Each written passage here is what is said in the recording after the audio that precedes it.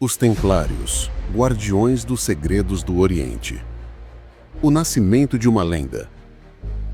No ano de 1119, enquanto os ecos das primeiras cruzadas ainda reverberavam pelas pedras milenares de Jerusalém, 9 cavaleiros franceses tomaram uma decisão que mudaria para sempre o curso da história medieval. Liderados por Hugues de Paens, um nobre da região de Champagne, estes homens fizeram votos de pobreza, castidade e obediência diante do patriarca de Jerusalém, jurando proteger os peregrinos cristãos que arriscavam suas vidas na jornada perigosa à Terra Santa. O que começou como uma ordem religiosa modesta, instalada em uma ala do complexo do Templo de Salomão, daí o nome Templários, rapidamente se transformaria na mais poderosa organização militar, financeira e política da Europa medieval. Mas esta é apenas a versão oficial da história. Por trás dos votos sagrados e das missões nobres, os templários teceram uma rede de segredos, riquezas e influência que desafiaria reis, papas e imperadores. Durante quase 2 séculos, estes monges guerreiros dominaram as rotas comerciais entre o Oriente e o Ocidente, desenvolveram o primeiro sistema bancário internacional da história e acumularam tesouros que faziam inveja às coroas mais ricas da Europa. Suas fortalezas se espalharam desde as areias do deserto sírio até as brumas da Escócia, e seus navios sulcavam os mares carregados de especiarias, ouro e algo mais. Os primeiros passos no Templo Sagrado. A chegada dos 9 cavaleiros em Jerusalém em 1119 não foi um evento casual. A primeira cruzada havia terminado apenas 20 anos antes, deixando um reino latino precário e constantemente ameaçado. As estradas que levavam aos locais sagrados estavam infestadas de bandidos e os peregrinos cristãos frequentemente desapareciam nas montanhas da Judéia ou eram encontrados mortos nas passagens rochosas entre Jafa e Jerusalém. O rei Balduíno II de Jerusalém, desesperado por soluções, recebeu os cavaleiros com entusiasmo. Mais importante ainda, ele lhes concedeu residência no local mais sagrado e misterioso da cidade, o Monte do Templo, onde outrora se erguera o Templo de Salomão. Esta decisão, aparentemente generosa, pode ter sido o primeiro indício de que havia mais nos planos dos templários do que simplesmente proteger peregrinos. Durante quase 2 séculos, os templários permaneceram uma ordem pequena e relativamente desconhecida. Não recrutaram novos membros ativamente, não expandiram suas operações e, curiosamente, há poucos registros de suas atividades de proteção aos peregrinos. O que faziam estes 9 homens durante quase uma década nos subterrâneos do Templo de Salomão? Teorias abundam sobre este período silencioso. Alguns historiadores sugerem que os templários estavam envolvidos em escavações secretas sob o monte, procurando relíquias religiosas perdidas ou tesouros enterrados. Outros acreditam que eles estavam estabelecendo uma rede de inteligência que se estenderia por todo o mundo conhecido. O que sabemos com certeza é que, quando emergiram deste período de mistério, os templários possuíam recursos e conhecimentos que transformariam a Europa. A ascensão ao poder. Em 1128, Hugues de Paens retornou à França com uma missão clara: obter reconhecimento oficial para sua ordem e recrutar novos membros. O Concílio de Troyes, organizado por seu influente amigo Bernardo de Claraval, não apenas aprovou oficialmente a Ordem dos Templários, mas também estabeleceu sua regra monástica. Bernardo, que lá tarde seria canonizado como São Bernardo, escreveu um tratado apaixonado chamado De Laude Nova Militia, em louvor da nova milícia, que transformou os templários em heróis da cristandade. A regra temporal era única na história medieval. Combinava os votos monásticos tradicionais com a vocação militar, criando uma nova categoria de religioso, o monge guerreiro. Os membros eram divididos em 3 classes principais: os cavaleiros, nobres de nascimento que usavam o famoso manto branco com a cruz vermelha; os sargentos, homens de origem mais humilde que vestiam mantos marrons; e os capelães, responsáveis pelas funções religiosas. O crescimento da ordem foi meteórico. Doações começaram a chegar de toda a Europa. Reis, nobres e burgueses competiam para conceder terras, castelos e privilégios aos templários. A ordem rapidamente se tornou uma das maiores proprietárias de terras da Europa, com domínios que se estendiam desde Portugal à Polônia, da Escócia à Síria. Mas era no Oriente que os templários verdadeiramente brilhavam. Suas fortalezas, como o lendário castelo de Tortosa e a imponente fortaleza de Safed, eram obras mastras da arquitetura militar. Mais importante ainda, os templários desenvolveram uma compreensão sofisticada das culturas orientais, aprendendo árabe, estabelecendo relações comerciais com mercadores muçulmanos e absorvendo conhecimentos que a Europa havia perdido durante a Idade Média. O Império Financeiro. Enquanto suas espadas defendiam a Terra Santa, os templários desenvolveram silenciosamente a inovação que os tornaria verdadeiramente poderosos: o primeiro sistema bancário internacional da história. O problema era simples. Como o peregrino poderia viajar com segurança de Paris a Jerusalém, carregando ouro suficiente para sua jornada? A solução templária foi revolucionária. Um peregrino poderia depositar seus fundos em uma preceptoria templária em qualquer cidade europeia e receber uma carta de crédito codificada. Ao chegar ao Oriente, ele poderia trocar esta carta por moeda local em qualquer fortaleza templária. O sistema era protegido por códigos secretos que mudavam regularmente, tornando a falsificação praticamente impossível. Este sistema rapidamente se expandiu além dos peregrinos. Mercadores, reis e até mesmo papas começaram a usar os serviços financeiros templários. A ordem se tornou credora de monarcas, financiou expedições comerciais e desenvolveu instrumentos financeiros sofisticados como letras de câmbio e empréstimos com juros complexos, uma prática tecnicamente proibida pela Igreja, mas tolerada devido ao status especial dos templários. A riqueza templária logo se tornou lendária. Suas preceptorias eram verdadeiros bancos, com cofres subterrâneos que guardavam não apenas ouro e prata, mas também documentos secretos, relíquias religiosas e objetos de valor inestimável. O Templo de Paris se tornou o centro financeiro não oficial da Europa e os templários desenvolveram uma rede de comunicações que permitia transferências financeiras rápidas através de todo o continente. Segredos e mistérios. Com o poder veio o segredo. Os templários desenvolveram rituais de iniciação elaborados, cerimônias fechadas e uma hierarquia complexa que mantinha seus membros mais importantes isolados do mundo exterior. As reuniões da ordem eram conduzidas em sigilo absoluto, e qualquer membro que revelasse segredos internos enfrentava punições severas.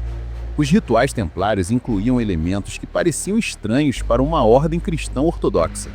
Novos membros eram submetidos a cerimônias de iniciação que incluíam juramentos de obediência absoluta, beijos rituais e práticas que mais tarde seriam interpretadas como heréticas. A ordem também mantinha uma biblioteca secreta de textos que incluíam não apenas manuscritos cristãos, mas também obras islâmicas, judaicas e possivelmente textos de tradições ainda mais antigas. Durante suas escavações em Jerusalém, os templários podem ter descoberto artefatos ou conhecimentos que mudaram fundamentalmente sua compreensão do cristianismo. Teorias sugerem que eles encontraram documentos relacionados ao verdadeiro Jesus histórico, relíquias do Templo de Salomão ou até mesmo textos gnósticos que apresentavam uma versão alternativa da história cristã. A arquitetura templária também revela influências misteriosas. Suas igrejas frequentemente apresentavam designs octagonais únicos, simbolismo esotérico e proporções matemáticas complexas que sugeriam conhecimento de geometria sagrada. A famosa Igreja do Templo, em Londres, com sua nave circular, é um exemplo desta arquitetura não convencional. O declínio e a queda de Jerusalém. O ano de 1187 marcou o início do fim para os templários na Terra Santa. Saladino, o lendário líder muçulmano, havia unificado o mundo islâmico e lançado uma campanha sistemática para expulsar os cruzados. A Batalha de Hattin foi um desastre para as forças cristãs e Jerusalém caiu após um século de domínio latino. A perda de Jerusalém foi um golpe devastador para os templários, tanto espiritual quanto praticamente. Sua razão de ser original, proteger a Terra Santa, havia desaparecido. Embora mantivessem algumas fortalezas costeiras por mais algumas décadas, era claro que a Era das Cruzadas estava chegando ao fim. Os templários reagiram à crise adaptando-se. transferiram sua base principal para Chipre, diversificaram suas atividades e começaram a focar mais em suas operações europeias. Mas a perda de prestígio foi significativa. A Europa começou a questionar a necessidade de manter uma ordem militar tão poderosa e rica se ela não conseguia mais cumprir sua missão original. Ao mesmo tempo, os templários começaram a demonstrar sinais de arrogância e isolamento. Sua riqueza os tornou independentes das autoridades seculares e sua influência papal os protegia de interferências locais. Esta independência, que havia sido sua força, começou a se tornar uma fonte de ressentimento entre os governantes europeus. A conspiração de Filipe, o Belo. Filipe IV da França, conhecido como Filipe o Belo, era um monarca ambicioso e perpetuamente necessitado de fundos. Suas guerras constantes com a Inglaterra e outros conflitos haviam esgotado o tesouro real. Ele havia recorrido repetidamente a empréstimos templários. No início do século XIV, a dívida da coroa francesa para com os templários era astronômica. Filipe via os templários não apenas como credores inconvenientes, mas como uma ameaça à sua autoridade real. A ordem possuía extensas terras na França, mantinha fortalezas que poderiam servir como bases para rebeliões, e seus membros deviam lealdade primeira ao grão-mestre e ao Papa, não ao rei da França. Para um monarca que buscava centralizar o poder, os templários representavam um obstáculo inaceitável. O rei francês começou a planejar cuidadosamente a destruição da ordem. Ele reuniu evidências, muitas delas fabricadas, de heresia, corrupção e práticas blasfemas. Mais importante ainda, ele conseguiu colocar seu próprio candidato, Clemente V, no trono papal. Com um papa francês sob sua influência, Filipe finalmente teve as ferramentas necessárias para atacar os templários. A conspiração era elaborada. Filipe coordenou com seus agentes em toda a França para executar prisões simultâneas.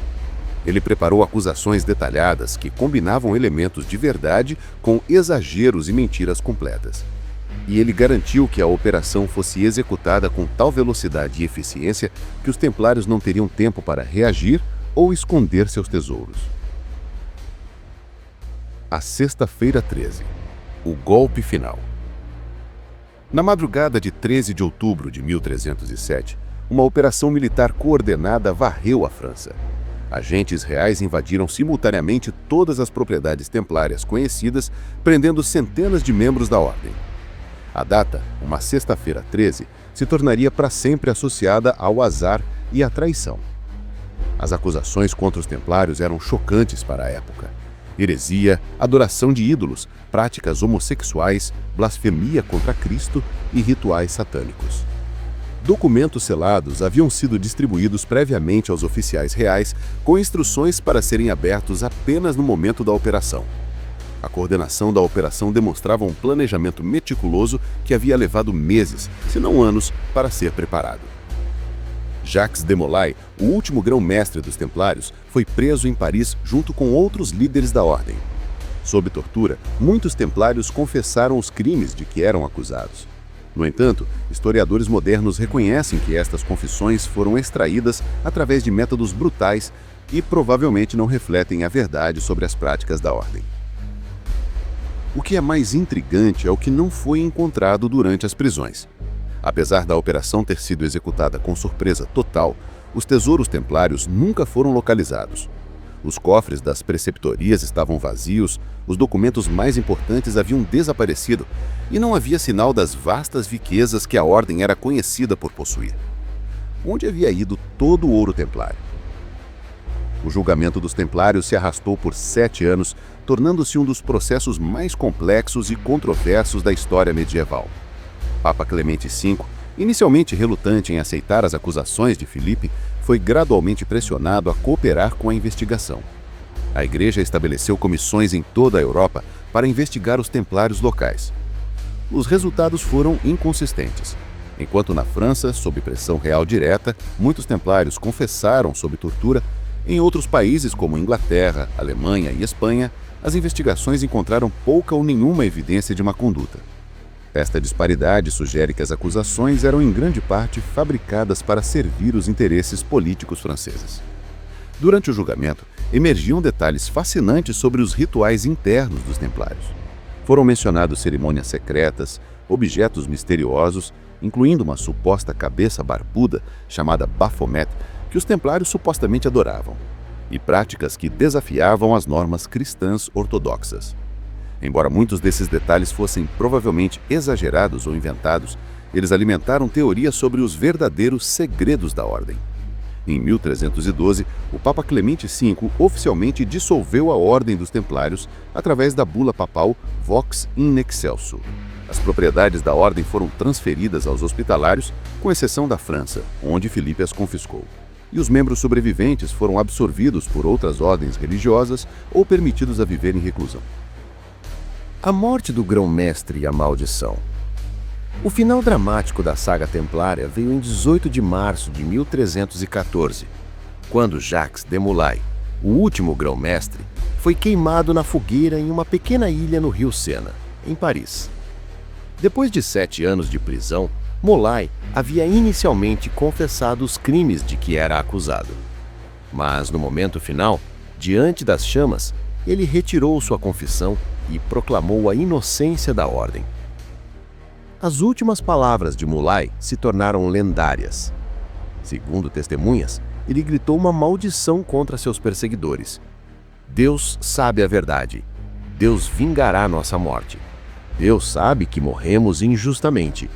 Desgraça cairá sobre aqueles que nos condenam sem causa. E então, dirigindo-se especificamente ao Papa Clemente V e ao rei Filipe IV, ele os convocou para se encontrarem com ele diante do tribunal de Deus dentro de 1 ano. O que aconteceu a seguir alimentou séculos de especulação. O Papa Clemente V morreu em abril de 1314, apenas 1 mês após a execução de Molay. Filipe IV morreu em novembro do mesmo ano. Ambos morreram em circunstâncias que pareciam cumprir a maldição do grão-mestre.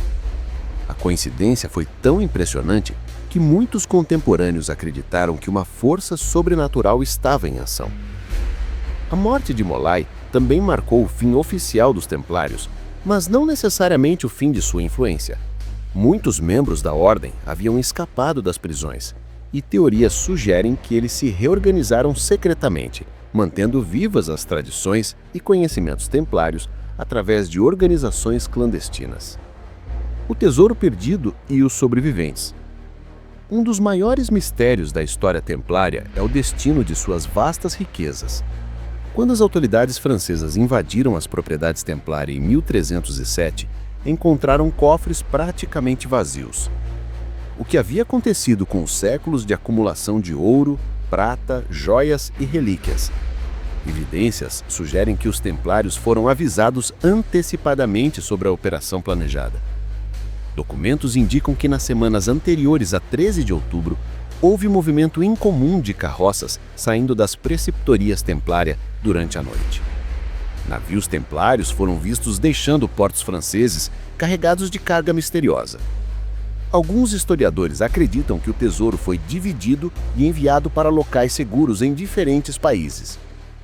Uma teoria mais popular é que parte do tesouro foi enviada para a Escócia, onde Robert de Bruce, excomungado pelo Papa, ofereceu refúgio aos templários fugitivos.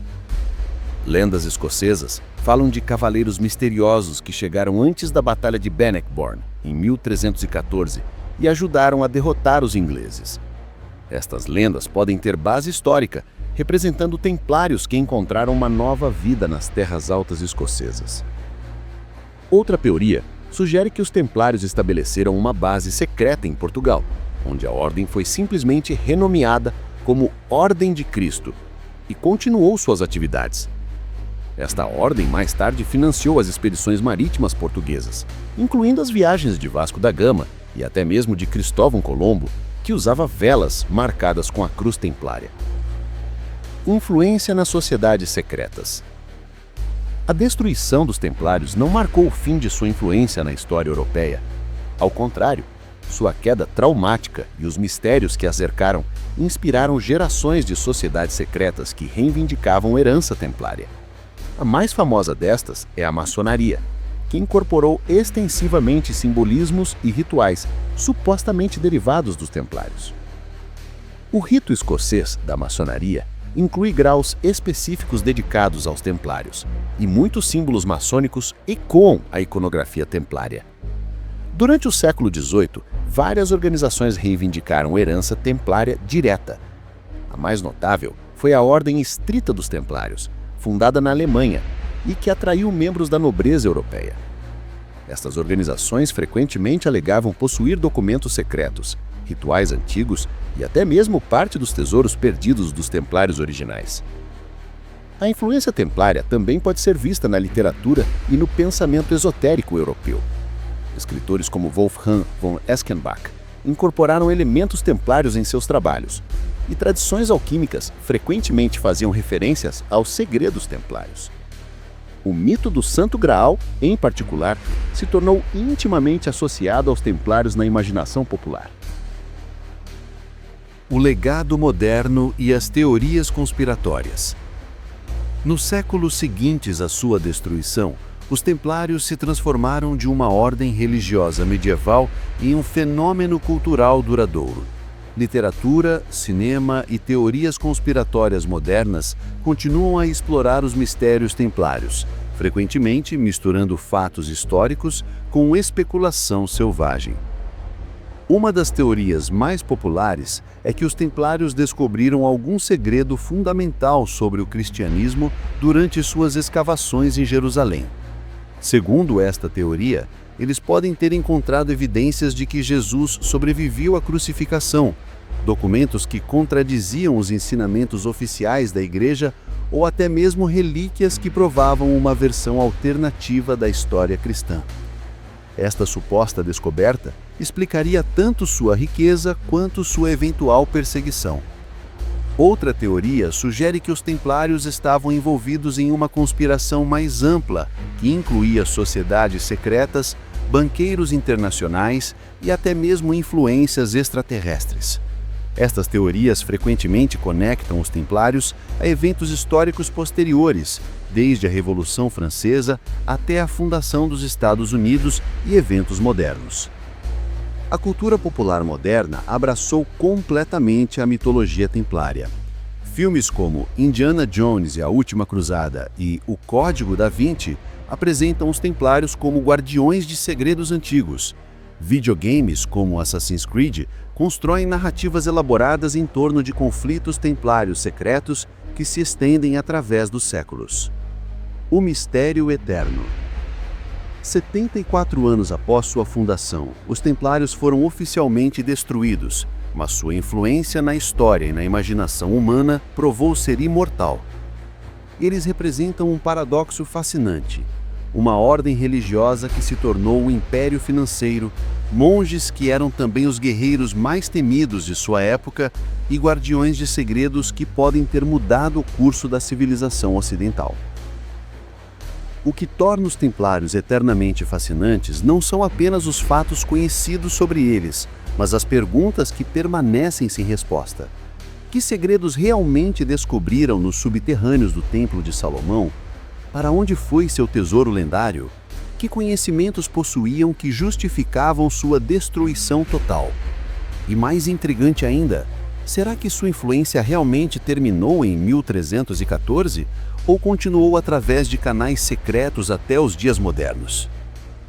A história dos templários nos lembra que o poder verdadeiro não reside apenas em exércitos ou ouro, mas em conhecimento, segredos e na capacidade de inspirar tanto lealdade quanto medo.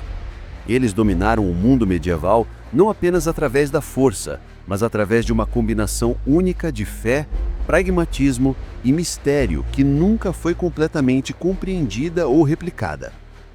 Hoje, quase 8 séculos após sua queda, os templários continuam a exercer uma influência poderosa sobre nossa imaginação coletiva. Eles se tornaram símbolos de tudo que é misterioso e poderoso sobre o passado, representando a possibilidade de que forças secretas moldaram a história de maneiras que ainda não compreendemos totalmente. E talvez seja precisamente este mistério duradouro que constitui o verdadeiro legado dos templários.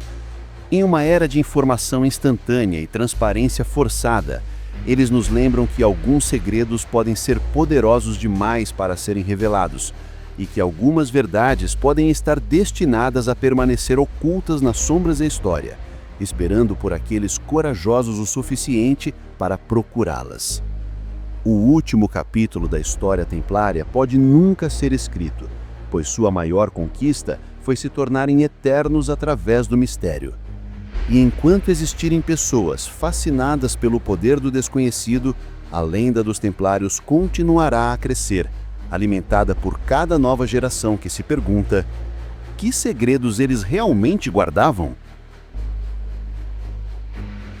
As relíquias sagradas e o Santo Graal, entre todos os mistérios templários, nenhum captura a imaginação como suas supostas relíquias sagradas. Durante suas escavações sob o Monte do Templo, os templários podem ter descoberto artefatos que mudaram fundamentalmente sua compreensão do cristianismo e explicam sua subsequente riqueza e poder. A mais famosa dessas relíquias é o Santo Graal, o cálice usado por Jesus na última ceia e que supostamente coletou seu sangue na crucificação. Embora a busca pelo Graal tenha se tornado uma obsessão medieval, evidências sugerem que os templários podem ter realmente possuído este artefato lendário, ou pelo menos algo que acreditavam ser o Graal. Documentos fragmentários mencionam uma taça especial, mantida no tesouro templário, que era mostrada apenas aos membros mais iniciados da ordem. Esta taça era descrita como sendo feita de uma pedra escura, possivelmente ônix ou jaspe, e possuía poderes curativos extraordinários. Mais intrigante ainda, a taça era guardada junto com outros objetos, fragmentos de madeira, supostamente da cruz verdadeira, um pedaço de tecido que teria envolvido o corpo de Cristo e uma pequena ampola contendo um líquido escuro. A fortaleza de Mont Salvat, mencionada no poema épico Parzival, de Wolfgang von Schembach, pode ter sido baseada em uma fortaleza templária real onde o Graal era mantido. Schembach, que tinha conexões com a nobreza alemã próxima aos templários, descreveu uma ordem de cavaleiros guardiões que protegia o Graal em um castelo inacessível. As semelhanças com a organização templária são notáveis demais para serem coincidência. Mas o Graal pode não ter sido a única relíquia extraordinária em posse dos templários. Textos antigos mencionam a Arca da Aliança, o recipiente sagrado que continha as tábuas dos 10 mandamentos. Segundo algumas teorias, esta arca foi escondida no Templo de Salomão antes da destruição babilônica e redescoberta pelos templários 1000 anos depois. Se verdadeira, esta descoberta explicaria tanto a reverência especial que os templários tinham pelo local, quanto seus recursos aparentemente ilimitados. A rede de inteligência medieval.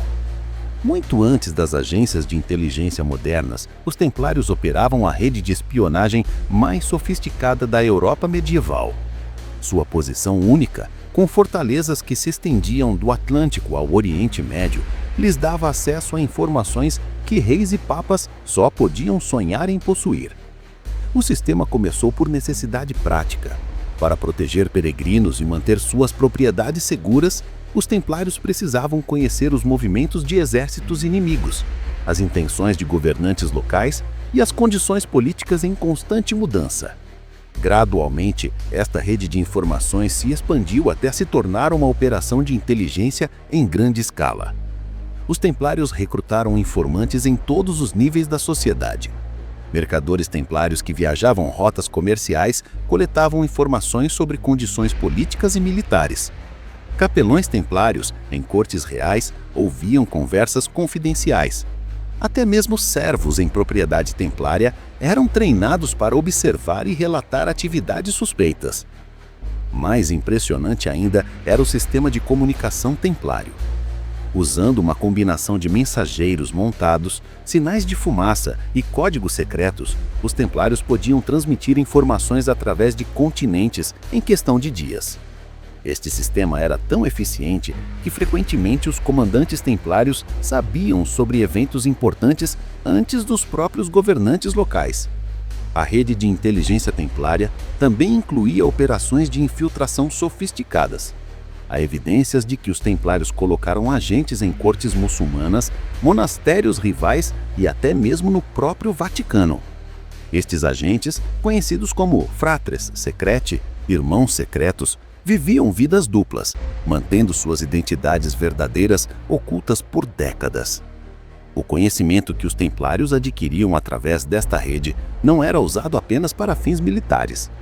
Eles antecipavam flutuações de preços, identificavam oportunidades de investimento e até mesmo manipulavam mercados financeiros. Esta vantagem informacional foi crucial para a sua dominação econômica da Europa medieval. A ciência oculta e o conhecimento proibido. Durante seus 2 séculos de existência, os templários acumularam um vasto repositório de conhecimentos que ia muito além da teologia cristã tradicional. Suas bibliotecas secretas continham textos em árabe, grego, latim e várias outras línguas, incluindo obras sobre astronomia, alquimia, medicina e matemática, que eram consideradas perdidas na Europa Ocidental. O contato próximo com o mundo islâmico expôs os templários a tradições científicas que haviam preservado e expandido o conhecimento grego antigo. Eles aprenderam sobre navegação astronômica, técnicas médicas avançadas e processos químicos que eram desconhecidos na Europa cristã. Mais controverso ainda, eles foram expostos a textos gnósticos, herméticos e cabalísticos que apresentavam interpretações alternativas do cristianismo. A alquimia ocupava um lugar especial no interesse templário. Não apenas a transmutação de metais básicos em ouro, que poderia explicar sua riqueza, mas também a busca pela pedra filosofal, uma substância que supostamente concedia vida eterna. Laboratórios alquímicos foram descobertos em várias propriedades templárias, equipados com destiladores, fornos e instrumentos que eram séculos à frente de seu tempo. Os templários também demonstraram interesse extraordinário em geometria sagrada e arquitetura esotérica.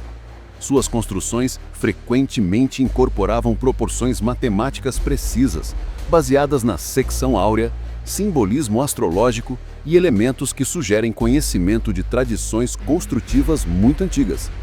A famosa Capela de Roslin, na Escócia, construída por uma família com conexões templárias, é um exemplo impressionante desta arquitetura codificada. Textos templários fazem referência a experimentos que envolviam magnetismo, ótica e até mesmo o que poderia ser descrito como química primitiva. Eles desenvolveram técnicas de metalurgia avançadas, criaram aligas que eram superiores às usadas por outros ferreiros contemporâneos e possuíam conhecimento sobre navegação que permitiam a seus navios viajar com precisão notável. Mais intrigante ainda são as referências a máquinas e dispositivos nos inventários templários.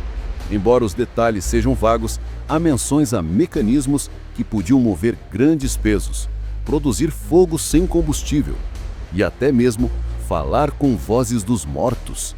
Essas descrições podem ser exageros ou referências a tecnologias que foram posteriormente perdidas. A conspiração papal e os jogos de poder. A destruição dos templários não foi simplesmente resultado da ganância de Felipe IV da França, mas parte de uma conspiração mais ampla que envolveu os mais altos níveis da Igreja Católica. A relação entre os templários e o papado havia se deteriorado gradualmente ao longo do século XIII, à medida que a ordem se tornava cada vez mais independente e poderosa. O Papa Bonifácio VIII, predecessor de Clemente V, havia tentado restringir o poder templário através de uma série de bulas papais. Ele estava particularmente preocupado com a autonomia financeira da ordem e sua tendência a ignorar autoridades eclesiásticas locais. Quando Bonifácio morreu em circunstâncias misteriosas em 1303, muitos suspeitaram de envenenamento, e algumas evidências apontam para possível envolvimento templário. O sucessor de Bonifácio, Bento XI, reinou por apenas 8 meses antes de morrer, supostamente por envenenamento. Sua morte abriu caminho para a eleição de Clemente V, que era francês e claramente sob influência de Felipe IV. Esta sequência de mortes convenientes levanta questões sobre se os templários estavam ativamente eliminando obstáculos papais ou se eram vítimas de uma conspiração mais ampla. Clemente V enfrentou um dilema impossível. Por um lado, os templários eram oficialmente protegidos pelo papado e haviam servido fielmente à Igreja por 2 séculos.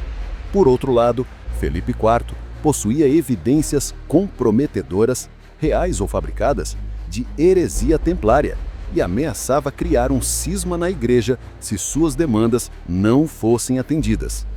A solução de Clemente foi uma obra-prima de duplicidade papal. Publicamente, ele apoiou a investigação dos templários e eventualmente dissolveu a ordem. Secretamente, ele pode ter ajudado membros importantes da ordem a escapar e transferir seus tesouros para locais seguros. Algumas evidências sugerem que Clemente mantinha uma correspondência secreta com Jacques de Molay, mesmo após sua prisão.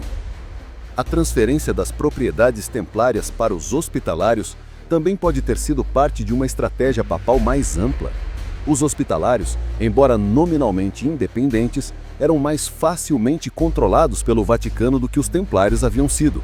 Esta transferência permitiu que a Igreja mantivesse controle sobre a vasta riqueza templária, enquanto aparentava cooperar com as demandas francesas. O mistério se aprofunda quando consideramos que vários documentos papais relacionados aos templários desapareceram dos arquivos vaticanos. Estes documentos, se ainda existirem, poderiam esclarecer definitivamente se os templários foram vítimas de uma conspiração injusta ou se realmente possuíam segredos que ameaçavam a ortodoxia cristã. O enigma eterno. Após 16 capítulos explorando os mistérios templários, chegamos a uma conclusão paradoxal. Quanto mais sabemos sobre os templários, mais misteriosos eles se tornam. Cada descoberta arqueológica, cada documento histórico redescoberto, cada nova teoria apenas adiciona camadas ao enigma que os rodeia. Os templários representam algo único na história humana, uma organização que conseguiu transcender completamente sua época e circunstâncias originais para se tornar um símbolo eterno de mistério, poder e possibilidade. Eles não foram apenas uma ordem militar medieval, mas arqueólogos, banqueiros, espiões, alquimistas, diplomatas e guardiões de segredos que podem ter mudado o curso da civilização. O verdadeiro legado dos templários não está nas fortalezas em ruínas ou nos tesouros perdidos, mas na pergunta fundamental que eles representam: até onde pode chegar o poder humano quando combinado com conhecimento secreto, organização disciplinada e visão de longo prazo? Eles nos mostram que a história oficial muitas vezes esconde correntes subterrâneas de influência e conhecimento que moldaram nosso mundo de maneiras que ainda não entendemos completamente. E talvez seja precisamente esta qualidade indefinível que explique a fascinação duradoura dos templários. Em uma era de transparência forçada e informação instantânea, eles nos lembram que certos mistérios são poderosos demais para serem completamente revelados. Eles representam a possibilidade de que forças secretas continuam a operar nos bastidores da história, guardando conhecimentos que poderiam transformar nossa compreensão da realidade. Os templários se tornaram imortais não por suas conquistas militares ou suas riquezas, mas por sua capacidade de inspirar questões que transcendem gerações. Enquanto existirem pessoas fascinadas pelo poder do desconhecido, a lenda dos templários continuará a crescer, alimentada por cada nova geração que se pergunta: que segredos eles realmente guardavam? E será que estes segredos ainda existem, esperando para serem redescobertos? O último capítulo da história templária nunca será escrito, porque sua maior conquista foi se tornarem uma pergunta eterna sobre os limites do conhecimento humano e as possibilidades ocultas da história.